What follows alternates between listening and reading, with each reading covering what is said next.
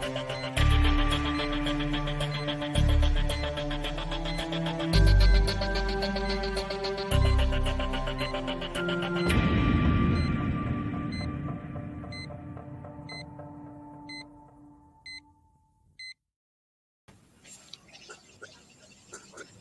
everyone, my name is Natalie Dawson. Welcome to Leader Talk. This show is proudly brought to you by Brainiact.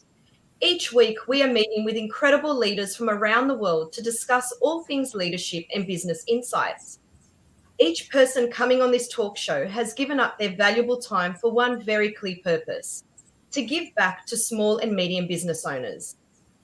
Many will agree that for all businesses, managing money is so important. Yet still today, we hear of successful businesses going into administration. Managing money is more than one's ability to understand finances. It's also about the culture and habits of an organization. Today, my co-host, CEO of Peerlight, Gus Arianto, and I are fortunate to chat to our guest speaker, Jason Murphy, Managing Director of CSP Architectural. Jason is an accomplished business owner with a meticulous approach to business. He has successfully grown CSP Architectural from a local Melbourne-only business to a nationally operating company, including New Zealand. Jason is here today to teach us all about the importance of managing money in business. By establishing a positive culture around managing money as your own, you will have a successful business. Welcome to the show, Jason. G'day. Hi, Natalie. Hi, Gus. Hello, Jason. Thanks for donating your time for Leader Talk. Your insights matter. Thank you. No worries. Now, Jason, we know you've watched a couple of these or listened to a couple of these podcasts, so you know what you're in for. We've got two fun questions that we're going to ask you. Okay. The first one we've got is, where will we find you when you're not at work? Ooh, that's a good one because I do spend a lot of time at work because it's so much fun. But outside of that, we've got a little place just down at Ocean Grove, and quite often we'll escape down there with the family and take the dogs for a walk along the beach, do the family stuff, of course. And there's always grass to mow and trees to chop, so you'll find me in the garden somewhere as well at some point. Fantastic. And what about, do you have a favorite superhero? And if you do, why? Well, I'd probably give the standard answer because when I was a kid, I watched Superman and all those ones. But recently, my daughter has conned me into watching the entire series of Daredevil. And I must say I really enjoyed it. And he's a great superhero. So if anyone that hasn't seen that, by all means, catch it on Netflix. It's a great show. Is it better than Superman? Daredevil. Yeah, Daredevil. He's actually a blind lawyer that it's got a bit of a Batman feel to it. You know, he saves the people in desperate need of assistance. Wow. Yeah, it's a great show. Great villains as well. So I'm sure you'd enjoy it. There you go. Unusual answer. Unusual answer because I will say Superman. That was I think, Jason, knowing that you are entering university at the same year as I was, Superman was a superhero for me until today. Like, I keep debating with my son. He's 18 now. And I said to him, I think if we bring Superman today, it can kill every superhero available today. Well, yeah, you're probably right. You probably could. And does he believe you, Gus? No. That's the thing. There's so many out there. But thank you for that. We learn something all the time. So Daredevil. Yeah, Made a note. And Jason, just before we go into the questions, we're hoping that you can tell us a bit about yourself. Okay. Look, as Gus mentioned, I went to university, studied engineering, did that for 5 years, and worked in that field for probably another 3 or 4. But we always had a family business, so it was always in the blood. And one day I decided that I should look to do something myself. And I found a small business that was for sale, just like a lot of other people do. And slowly over the years, I've been lucky enough to have Dad, help out along the way, even though he retired well before I bought the business. But having his insight and his support is I guess one of the major reasons why we've been able to grow the business. That's fantastic. Yeah. Look, you mentioned just your dad as inspiration. We actually wanted to ask you a few leadership questions. As a business owner yourself, in addition to your dad, is there anyone you look up to for inspiration or mentoring or advice? Yeah, look, I think I always love to interact with people that what I would say would be at a higher level, or running big business. I can learn a lot from those people. The reason for that is that I'm actually running what I believe is still a small business. Some might think it's probably a medium size, but I can always learn a lot from interacting with like manufacturers or leaders of those organisations such as James Hardie and the like, and I always absorb that knowledge, and sometimes I can apply that to my own business. But getting back to your question about the major inspiration, I'd probably have to give credit to my dad for that. He's been a businessman all his life, so yeah, definitely he's taught me a lot of lessons along the way, which I'm happy to share my first experience if you're interested in hearing that. Yes, please. Yeah, I still remember, I think I might have been 18 or so years old. We had a swimming centre at the time, and Dad threw me in the pool, and I became a teacher the minute a teacher didn't turn up. So I was doing all that from an early age. But I really learnt about business when he filled the trailer up with tea and coffee, and he made me drive around to all these factories, and I went and knocked on the doors, and I asked people if they wanted the tea and coffee, and I bought them for $10 a box, sold them for $20 a box. I sold the whole trailer in a day. That was my first real lesson about how to run a business. And Jason, by opportunity, which is for me is a great opportunity.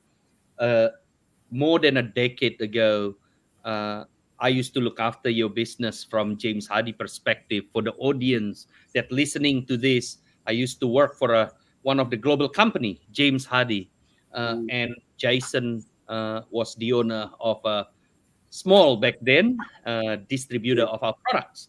And I remember you working behind the counter. So for the audience that thinking this is a family business where the son normally getting a lot of opportunity because the father just make your life easy, that's not the case. Your dad, Colin, always been very tough, like what you mentioned, asking you to drive around to sell coffee and tea, asking you to sit in the corner behind the desk. I remember that.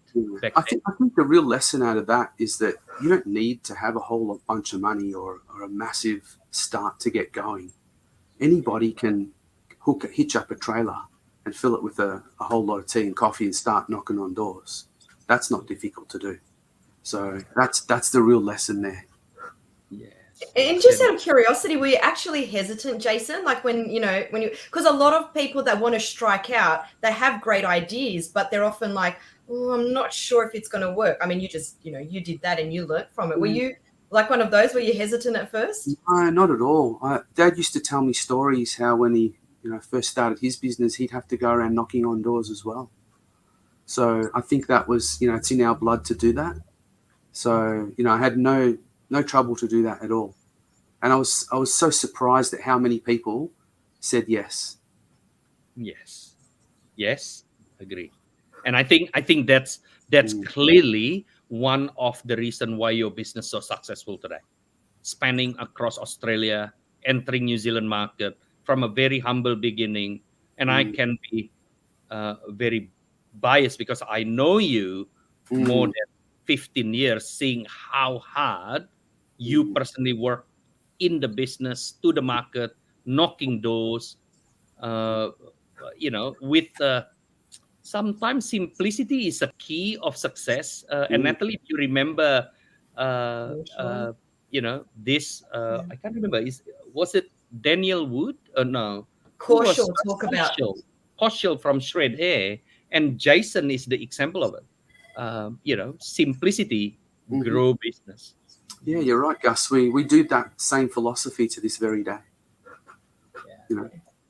And Jason, you seem to be a really humble leader. Even when you just said, people perceive CSP as a medium-sized business, but you just see it as small. I'm curious to know, how do you actually describe great leaders? Because we obviously see you as a great leader. In your opinion, how would you describe a great leader? Yeah, I think it's a little bit about the story I said before. I lead by example with my business and my team. They can see how hard I work. They can see my approach with people, and I can see that they want to emulate that. So I think a great leader shows by example. They're very friendly. They have an open door policy. They're not, trying to make too much trouble. They're always constructive with their conversations, even if it's about a negative result. It's about how we can do it better next time. So I think good leadership like that, providing good environments for people to work in, providing good salaries and incentives is something that keeps a good business motoring along. Yeah. And you are someone that I also know very accountable, having a lot of people very loyal. The people that I know 15 years ago still there today. That kind of things is not just happen because someone want to stay that long. You must be very accountable of what you say, do what you say and show by example, which is easy to say, hard to do, by the way, especially in your level now. I mean, it's who will, it's well, to this very day, I still come in on Saturdays in my old clothes, welding, painting, putting up racks, putting stock away, and getting the guys to know exactly the way we want things done. It's all got to be done.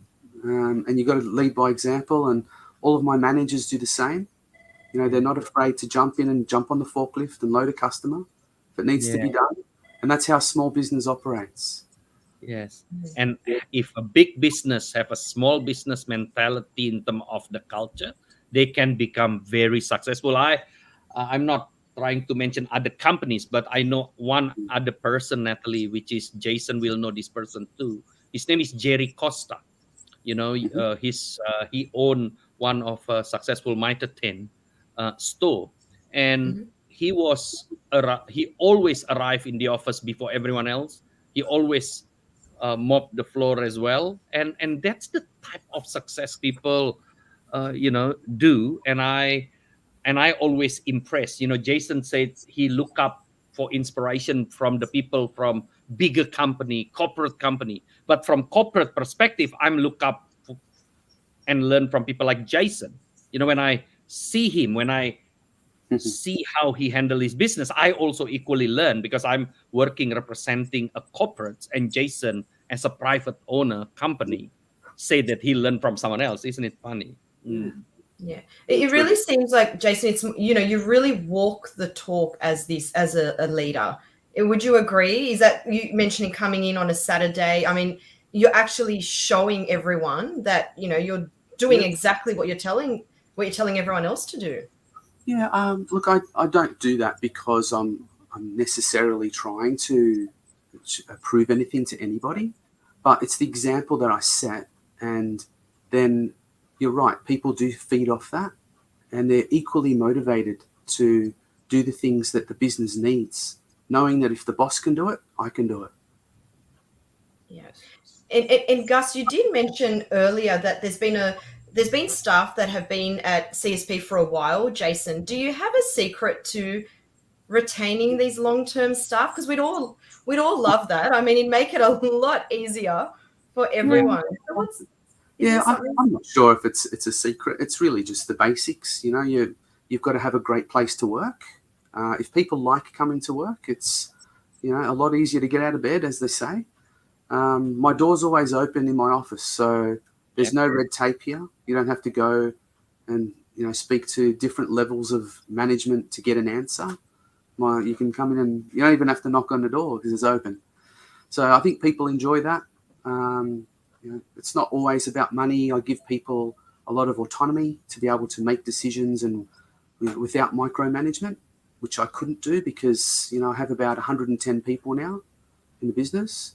So I need good people that can make decisions, knowing that I trust their decisions as well. So yeah, in terms of long term, I think the people love their jobs, really. Yeah. Excellent.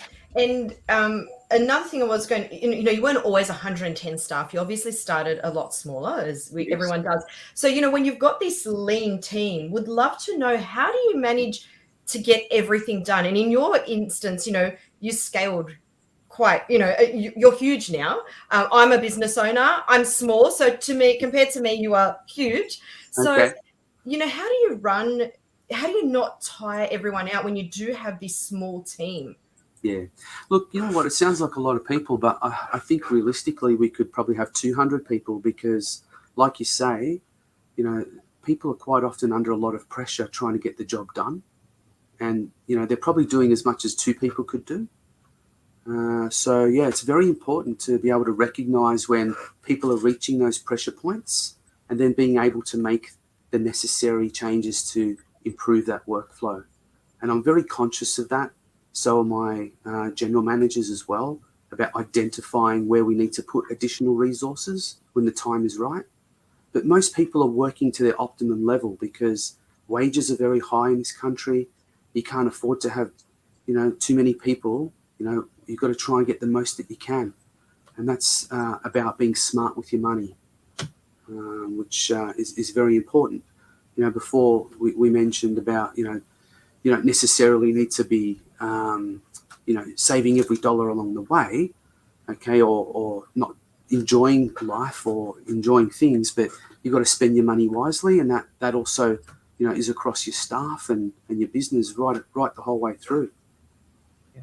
And I wanna share to the audience as well. I witness how do I put it correctly? Because there's no benchmark in terms of how you create engagement.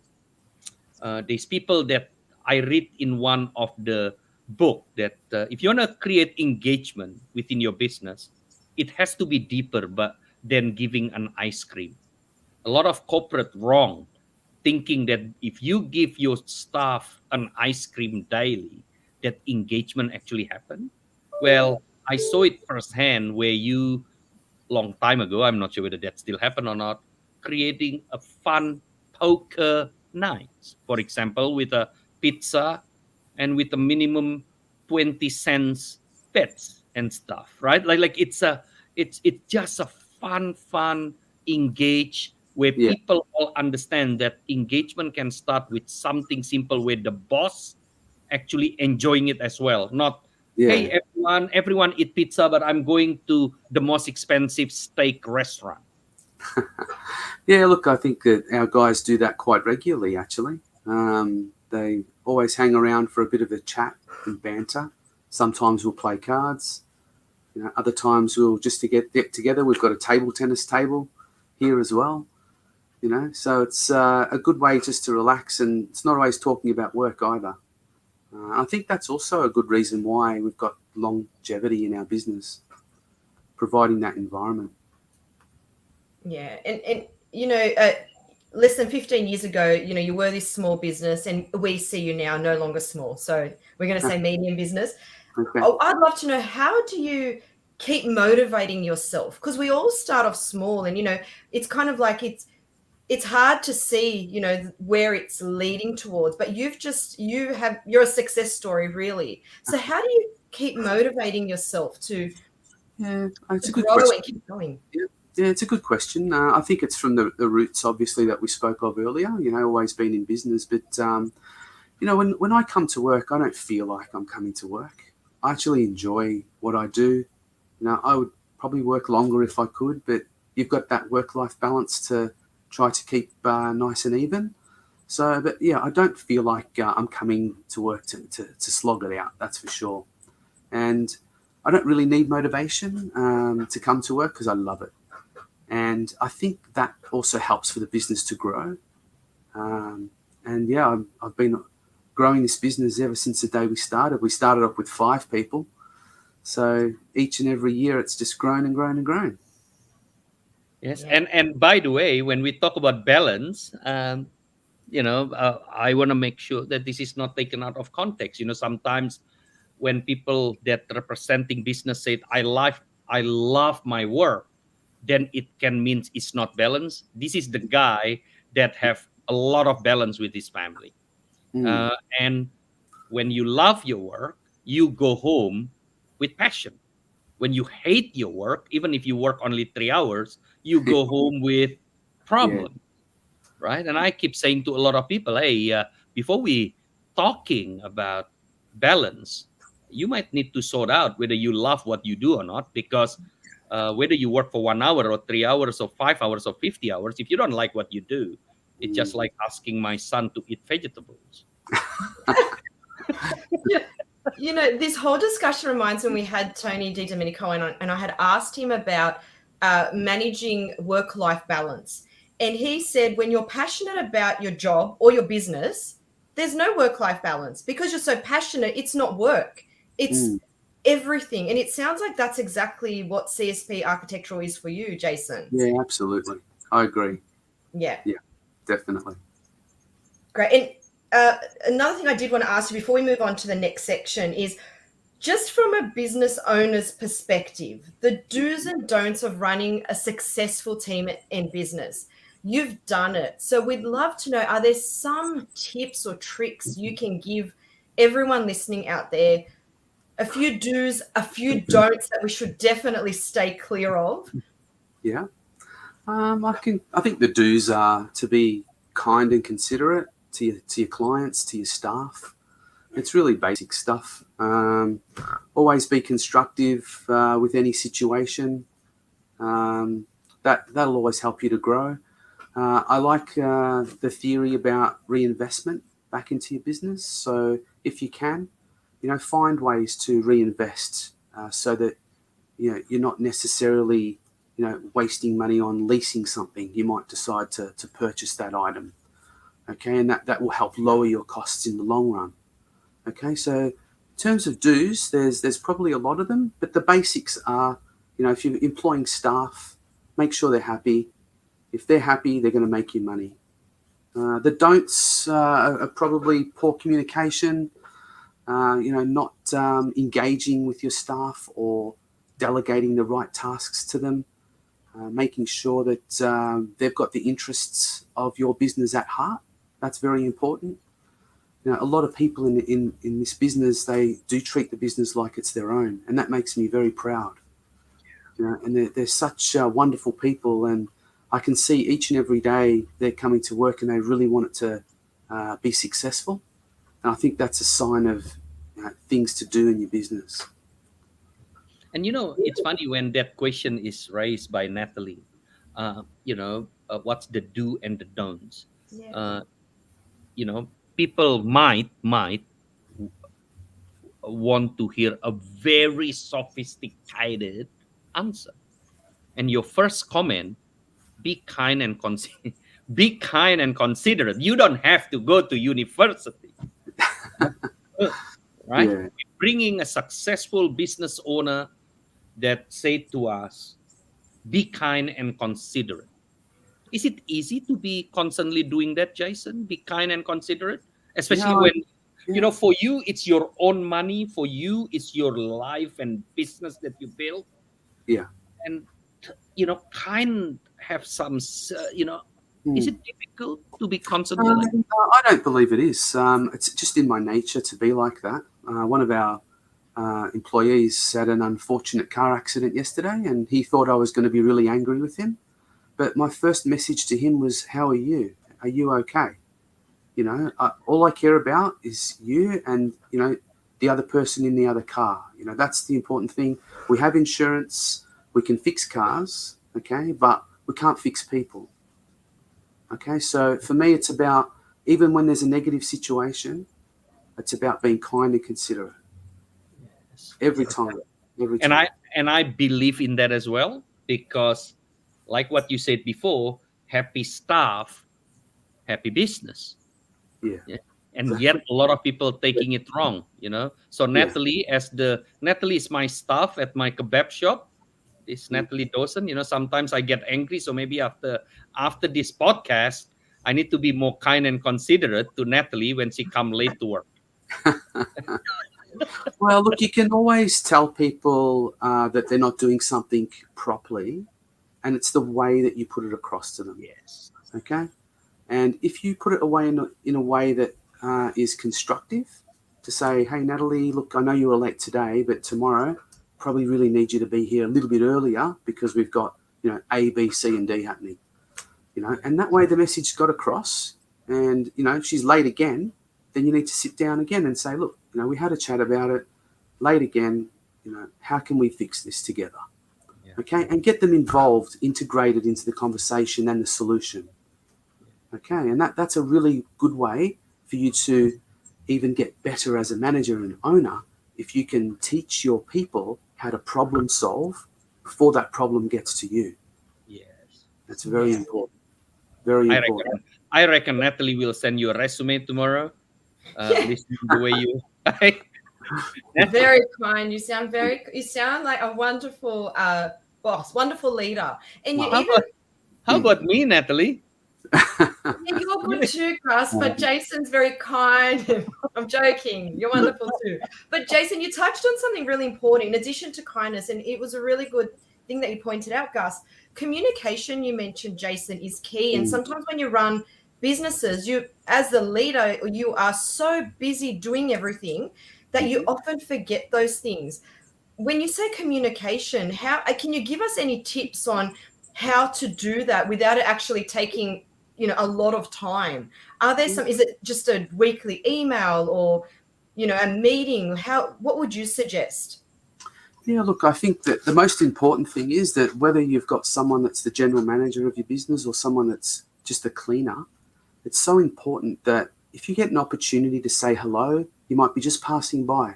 It might be just a wave, a smile, you know, it might be just a quick chat. Oh, how's that job going? I do it all the time with my guys out in the back factory. I'm always interested to hear, you know, a little bit of what they've got to say. It doesn't need to take long. And they really appreciate that. I reach out to some of our managers on a monthly basis just to say, you know, congratulations, fantastic, great job. It might take me 3 or 4 minutes to speak to each guy, but I know that appreciation level's there. So, yeah, I don't believe it takes much. And you just got to make sure that you are fully inclusive of everybody in your business, if you can. That's fantastic. It is. And Gus, you communicate regularly try and communicate as often as you can with all everyone at Peerlight as well, don't you? And will you agree with what Jason's saying, the importance of it? And this is where I totally agree with Jason. Whether you are a private business, whether you are a corporate, textbook will not create engagement. What I mean by that, if you listen to what Jason mentioned, he spent 4 minutes of his valuable time with the people on the shop floor, right? That's engagement. It's not so much about you need to send a notification, because notification don't create engagement. Engagement start when the guy or the girl on the shop floor look at the owner of a business, the CEO of a business, the GM, whoever, walking from that office door towards them. That session is engagement, in my opinion. That's why when I know that Jason came to our show, I know that his tips will be very relevant. It's non-textbook. It's not about, you know, regular town hall, doing emails every Wednesday afternoon, making sure we're sending Christmas cards.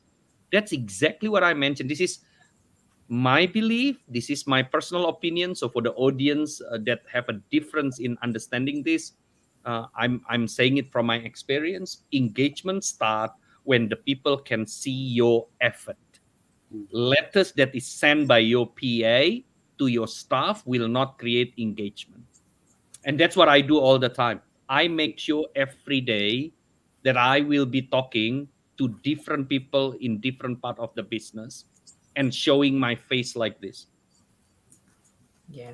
It's so important. Thank you. I think it's just a really important topic. And regardless of small business, medium, like you said, corporate, you know, global, wherever you are, communication is key. And it's about how it's done. And it can be as simple as that.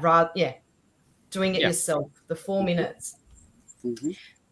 Look, Jason, we're going to get onto the topic of money because I know it's a really an interesting one and we're really keen to learn from you. So Okay. in your opinion, what are some of the common mistakes you think business owners make about money? Just money in general. Okay. Well, look, I think for me as a business owner, I've always reinvested any of the profits we've made back into the business.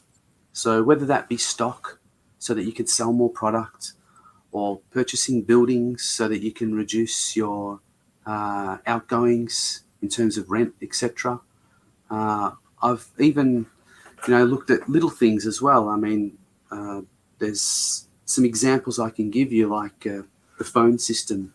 That would be rented from a company for, say, $3,000 a month, which is $36,000 a year. You can buy that entire phone system for $15,000. So within half a year, you've got all of your money back and you don't need to pay 1 more cent for it, other than for the calls that you make.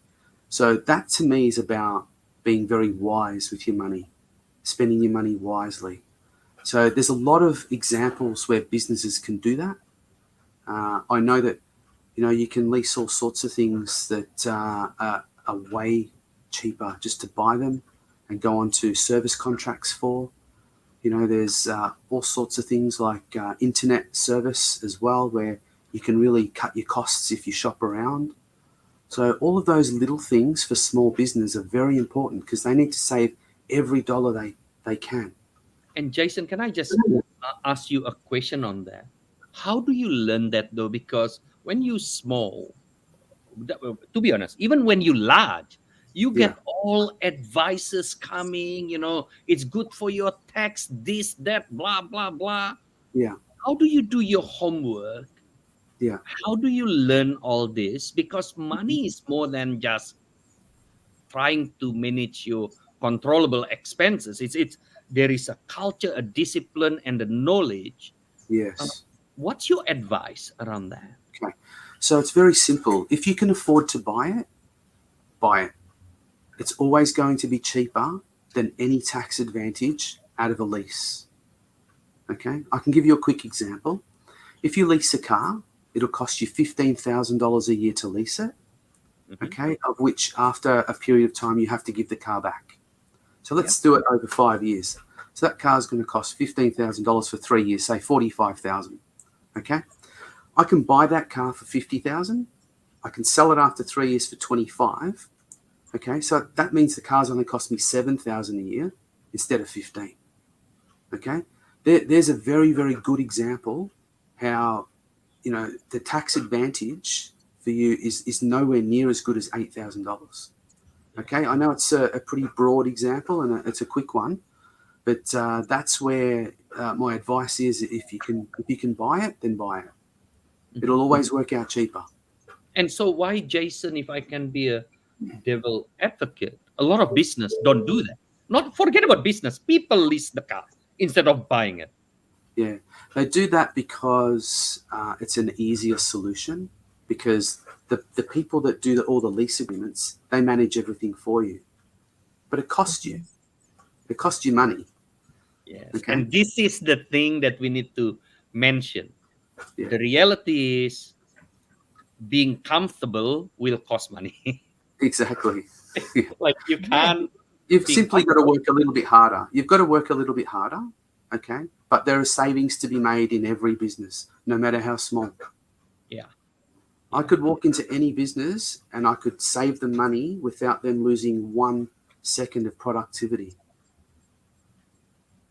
Yeah. Listen to that, Nat. Yeah, I know. I can just imagine listeners going, "We need Jason to come into our."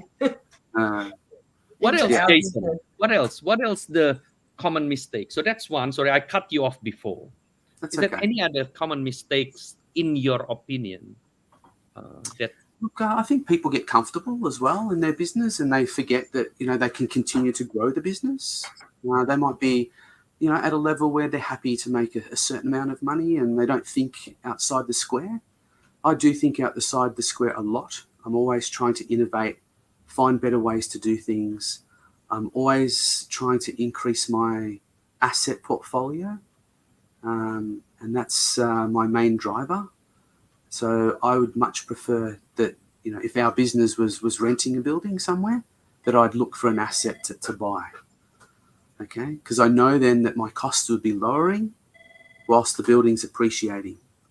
It's very simple advice, really. I mean, I'm sure that everybody would know that that's a very common mistake that people make, that where they will just continue to rent their whole lives because, there's just a commercial, lease in place, that they don't think that they could buy their own place. But you can.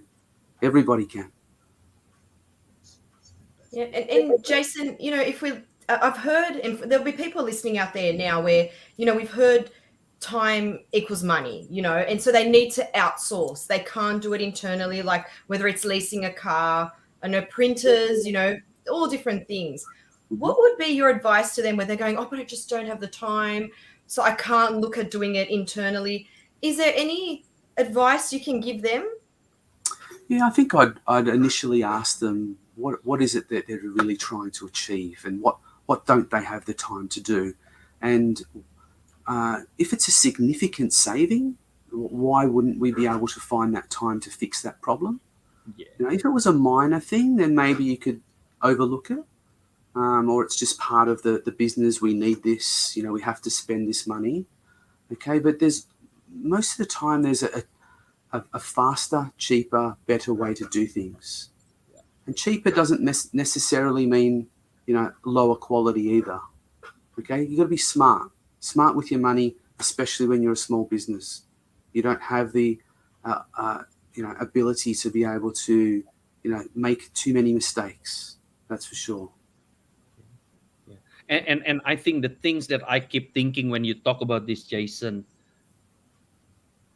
if you, I mean, it's a free world. I mean, you can be lazy and spend more money, or you can work harder and save money, reinvest. But the reality is like what you said before. If you can save a good money, why don't you find the time to do that? I think, it's crazy not to do that. Yeah, absolutely. Every business owner would do that, I'm sure, in some way. It's just that we do get a little bit set in our ways and become, a little bit lazy, I suppose, when it comes to things like that. So it's about, listening to programs like this and saying, oh, okay, well, maybe I will look at my photocopier contract and see what that cost me, because I just pay the bill every month and it's $1,000 a month. Okay, oh, really? I could buy it for $3,000. Okay, so I just saved $9,000. Yeah, and I think also the things that I like about what you said is cutting costs or be good with money is not necessarily about cutting the experience. No. I always believe, and Jason, you know this, I always believe that, for example, as your business, I'm sure, there is a need of entertaining your customer. Yeah. Now, people tend to go with the flow where entertaining a customer means that we're taking people to the best restaurant in town. Yet the real entertainment is if you go to Gus and Natalie kebab shop. Yeah. You like that, Natalie? I do. Because experience is experience, purchase is purchase, and people just don't really analyze why we're doing things in the first place. I think a lot of people, whether they are business owner or whether they're running a business, they actually forgot why they spend the money initially. Why do we rent the printer? I don't know. We've been doing it for 20 years. That's what we do. Yeah. Right. And you hit the nail on the head when you said people get comfortable in their ways, because I always think of insurances. It's a perfect example where we purchase it and we kind of just sit on it, you could get quotes, get 3 quotes next time. Exactly. Yes. Like just simple things that can be done. Yeah. Even with purchases, just even if we're going to decide to continue with hiring the printer or the photocopy or whatever it is, have additional quotes and beat it if that's that's a decision. Yeah. You mentioned insurance before. Even if you want to stay with the same insurer, often a quick phone call and they'll they'll drop the price for you by 10 or 20%. Yeah, which is crazy. Jason, can I just throw something as well? You know, when we bring the topic about money, I keep thinking, oh my God, you know, is good with money mean you are stingy? You know, like No. like with so you running a business, what's the risk if you not good with money? In my opinion, if you're not good with money, you will never ever run a good business. Yeah, I agree. Well, as we know, whoever is not smart with money often go into receivership or administration. And unfortunately, you know, we see a lot of that in our industry. And, you know, sometimes we're on the receiving end because those people quite often owe us money. So we also need to be clever with how we let credit go out the door as well. And sometimes we get hurt too because these people are not smart with their money and they go under and they end up owing all of their suppliers and staff a lot of money. And it's worst case scenario basically. Yeah. So Jason, then how would you teach? So obviously, we're running a business. We've got people that are spending money. How do we actually get them to acknowledge the money and start spending it as if it's their own, to ensure they're spending it wisely? How do we actually approach that? Are there some tips or tricks that business owners can learn from you? Yeah, well, I think we've covered a fair few of them, and they're really basic things, aren't they? Like insurances and these sorts of things. So it depends on what level they're at, of course. But if it was a very simple shop, like a noodle shop or a kebab shop, you know, you could also look at, you know, what the prices are for the raw materials. See if there's, you know, another supplier that can provide, you know, a same quality but for a cheaper price. You know, you could look at, you know, if it was the shop itself, you could look at what that rental is and you know, look at are there better locations where the shop might work better that you might be able to, you know, purchase the property as well. You know, make it long term if you're really involved that way. There's so many ways you could do things on so many different levels, and depending on how much you want to look into it, is of course you know, how much money you could potentially save. And how do you manage, Jason? You know, like so let me put myself. If I'm working for you, right, and you are very disciplined about money and you are very careful in your spending, my competitor that at the end they go bankrupt, spend a lot of money. You know, you give us a company car that you purchase that after 5 years, I don't. By the way, I'm not saying this is what happened. I'm just giving example. Yeah. If I'm driving the car for the last 5 years, my other competitor keep changing the car because they lease it every 3 years. So I'm the sales rep of your business, for example.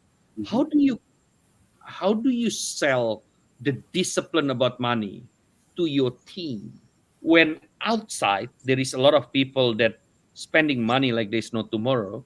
No one thinking that in 2 years they go bankrupt, by the way.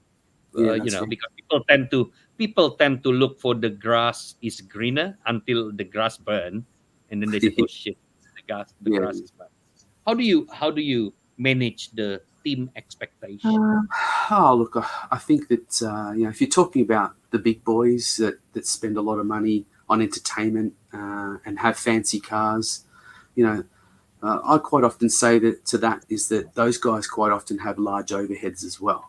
So what you'll find is that, you know, they might treat you to something special as a client, but you know, you'll see it at the end result in your product cost. You know, so when you're dealing with, say, a smaller company that can't necessarily do those things, they might have better service, better price, okay, because they're more nimble.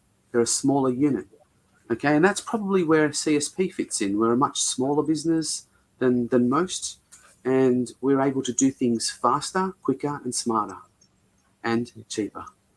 Yeah, it's Natalie. Just in context, this is a company in the national fronts in 2 countries, and still considered small. So even that a mentality, in my opinion, just to give the spend to the audience for for the size itself. And just to answer your question, sorry, just to finish off, your staff see that, and they know, because I talk about it each and every day to them, and they know how smart we are and how clever we are and try to be smart with our money, and they see that, and they know, well, gee, if this guy's smart with his money, I'm sticking with him. Yes. Okay. Yes. So again, you lead by example, and I tell my staff openly about those sorts of things. They love to hear it. They love those stories. And I don't think we should be shy about that. No. No. I don't think so. I mean, it's something that it's real. I mean, the era of you need to spend money so you look important is no longer available, in my opinion, because No. you can only be important if you can empower a lot of people and help a lot of people, not because of the food and the entertainment you bring. Yeah, I mean, you can spend money very wisely in your business, and I'm not saying to save every cent. I'm saying either save it or reinvest it. Okay, back into the business, buy more stock, buy bulk stock. Back to your noodle shop. Instead of buying, the packaging in lots of 50, you might buy 500 at a cheaper price. So you're investing your money. It's a big outlay because you've got 500, but it's cost you so much less, which means you make more money. Okay, it's as simple as that. Really simple. Like I said, I can help any business make money. That's not even hard. That is fantastic. And Jason, it reminds me again, going back to insurances. When they give you the offer to pay monthly, which is slightly more expensive than if you pay annually, for example. Just small little tweaks like that. Obviously, it all adds up when you're running a business. It does. It certainly does. Yeah, and I just wanted to clarify for everyone else. Sorry, did I just cut you off? No, you're right. You're right.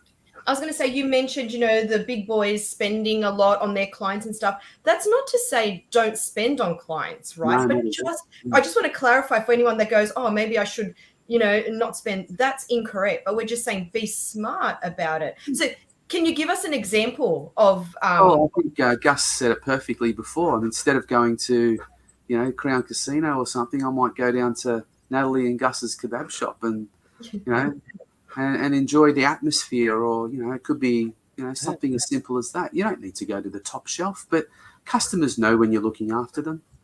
And I really believe in this. If you remember, Natalie, when we interviewed Jared Sanfilippo, the owner of Burbank Group of Companies, and his father, late father Eddie, he teach me about this because he was one of my biggest customer back then.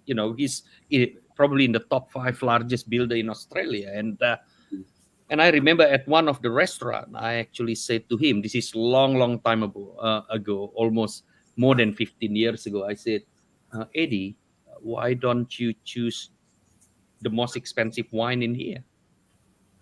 Right? And I'm empowered to do that back then. And I was still 17 years old by the look of my age. And he said to me, Gus, listen to this. If you want to be successful, listen to this. Do not spend money unless you actually spend it equally when it's your own money. And the minute you grasp that, so if it was my own money back then, I can only buy $30 wine. Right? So I should just offer him $30 wine because that was my money, that was the wine he picked as the guy that ran such a large organization. And that's also demonstrated by Jason all the time. When I visit him, instead of going to Crown Casino, for example, and nothing wrong going to Crown, Jason always said to me, hey, why don't we go to a kebab? Funny enough, it was a kebab shop beside his office. Maybe, Natalie, to reinvest our kebab shop, we purchased that kebab shop. Is it still there, Jason? That kebab shop, is that still there? Or don't worry. I'll find you one. But that's how to be smart and come back again. It's about the experience. I think it's not about where and how. It's about the experience itself. Yeah.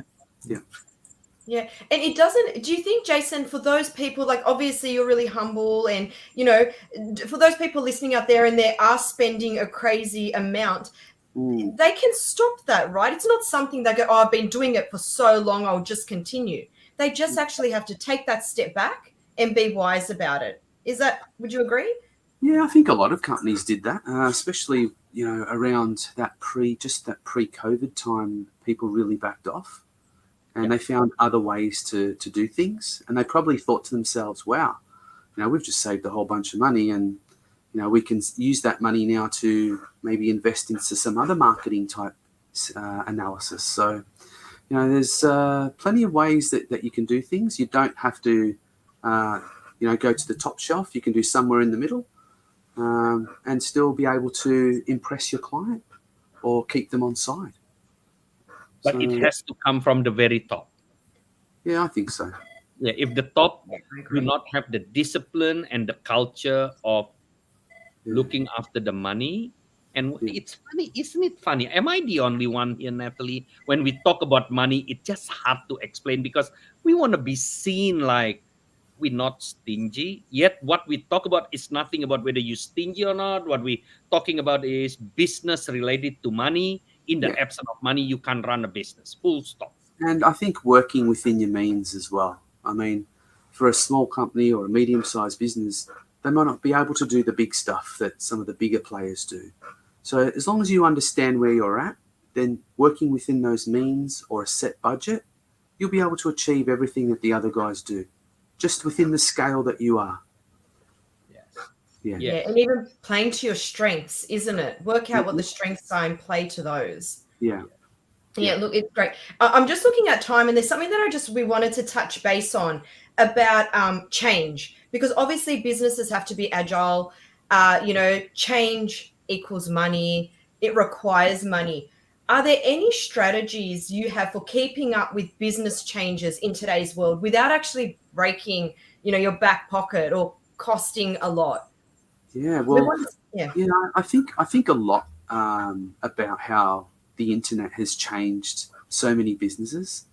You hear stories all the time of how, someone that had a little, business in their garage and, put some sort of thing on Facebook or one of the, social media applications, and their business has grown out of sight. There's some good stories about that. And I think that proves that you don't need to spend a lot of money to get yourself out there and your business known. You can do it quite easily now with the power of the social media internet platforms. So I would strongly recommend for those very small businesses that might be, a small electrician or plumber that needs more work. He could easily put, something on those applications, and within seconds you're getting phone calls. And then you can, reach out to marketing people as well that don't need to necessarily cost a lot of money. So maybe a slightly bigger business like ours, we use someone in our business that's employed part-time to run our marketing. So she does a 3-day week for us. And that's enough for us to put all of our posts up on social media and, do all of our marketing things that we need. So that's someone probably more medium size. And then there's outsourcing. You can outsource the marketing that's quite affordable. So at every level, there's something for everybody. Yeah, and I think the question is whether you want to put the investment to think about this. And I think whether you like it or not, if you're not trying to save money, and come back to Natalie's question, what would happen if change push you to spend money? Well, you cactus if you don't have saved money in the first place. So there are things about saving money eating at kebab shop instead of ground, saving money by purchasing asset instead of renting, spending money, saving money because you're not lazy in analyzing your insurance. Well, when the time is come where change is happen, well, you have money. You have money. Like, I mean, it's yeah. And it's inevitable. Change will happen. It's always happening. And that's what's really difficult with businesses. We need to keep up. But obviously, we need to keep up and be careful how we spend that money because, it's a really interesting topic. Yeah, absolutely. And Gus, I'm going to hand it over to you now for our wrap up because we are out of time. So Thank you. over to Thank you. you. So, Jason, once again, thank you so much for coming to our show, donating your time. Certainly, the topic about money is not a topic that is easy. A lot of people that I talk to will not bring this topic because it's a topic that can put you into a space where you look stingy. Yet, the topic about money is so related into business. So let me summarize the conversation that I like. And I think it's important for any business owner. You want to create loyalty and a longevity of your business. Try to be kind and considerate. You need to find a way to reinvest. So don't spend your money left, right, and center. If you have extra money, reinvest. Like Jason said, whether it's a stock that you can sell more, reinvest in the building, reinvest in anything so you have asset. Happy staff mean happy business. Now, how do you make staff happy when you try to save money? Well, be creative. There's 1,000 ways to engage. It's not so much about giving everyone an ice cream every single day. Spend your money wisely, and it starts from you, from the top. If you are a leader and the owner of an organization, you need to innovate to save money. You don't innovate so the business look like the number one business of innovation. You actually innovate to save money. And why you save money? Because you might need it when change push you to spend money. You can't last in today's world if you don't have money. So save now is not a bad thing. It starts from you. Be disciplined because money is a culture. Starting from the top. Jason Murphy, Managing Director of CSP Architectural. Thank you so much for your time today. Yeah. Thank you, guys. Thank you, Jason. And thank you, everyone, for tuning in. For more information on Leader Talk and for some great resources to help your business grow, check out brainiact.com.au. Thanks, everyone. Okay. See you. Bye.